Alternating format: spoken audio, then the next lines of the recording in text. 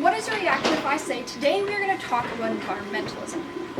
Well, everything and everyone has preconceived ideas and expectations, and environmentalism isn't exempt from any of that.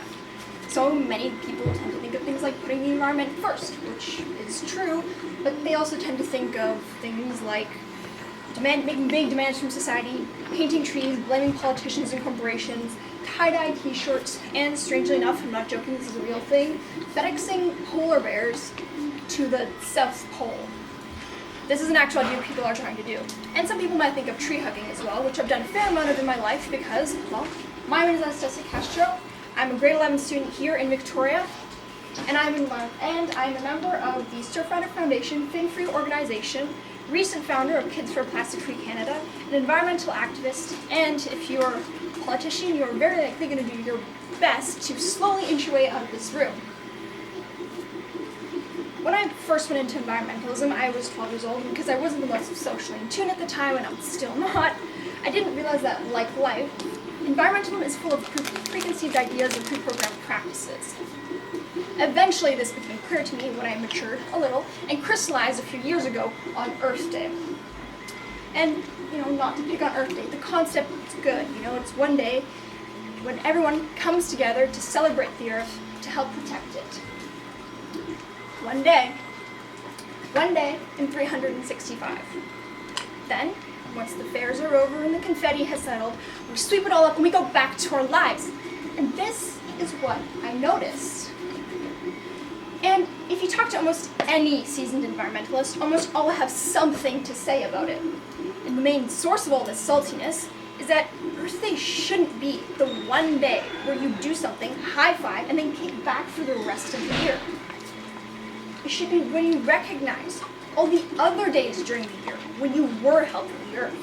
It's essentially the celebration of good daily habits, how you're choosing to live your life in a way that benefits the Earth.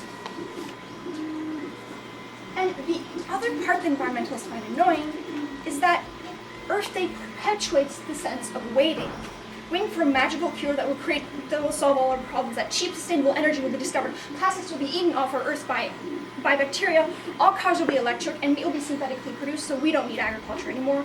And many of these technologies already exist. They are amazing, and they have great potential.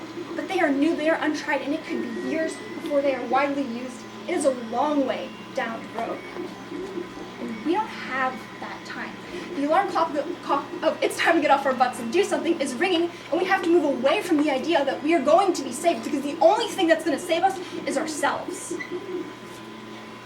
And that's the reason why some environmentalists are frustrated, because if you boil down all these environmental issues, most, or at least a good chunk of them, can be solved just through changes in daily habits. One of the best examples, and the one I'm most familiar with, is plastics. Even here, it's simple things like not using a straw, bringing your own bag to the grocery store, not wrapping every single piece of fruit you find in plastic, and paying attention to your compost, recycling, garbage habits that could essentially solve the problem, and people aren't doing it, which is disheartening, because way before the law or industry will change, society and people must change. Only then will the politicians and businessmen wake up and do something, because they realize they are falling behind. The most important work I do is this. It's talking to people. It's not glamorous or polished, as you can clearly see from the terrible haircut I have in that photo, or even shatteringly nerve-wracking. It's making a simple connection with the person so they understand the need to make small changes in their daily lives for the greater good. Because it's a shared planet. You're not the only one on it, and neither am I. And so, yes, we still need the big nonprofits to tackle those evil, ever-present multinational corporations and the attention-drawing events like Earth Day, even though I'm still salty about it. But the thing that really makes people, makes society, and by extension the government and industry change, are those individuals who are willing to make changes, those small daily changes, who are willing to cycle to school in the morning, forgo the straw in their coat, be a little bit more conscious about how they consume, and willing to make people who could not care less do the same. People who are willing to expand past the mentality of one day in 365, because that is environmentalism.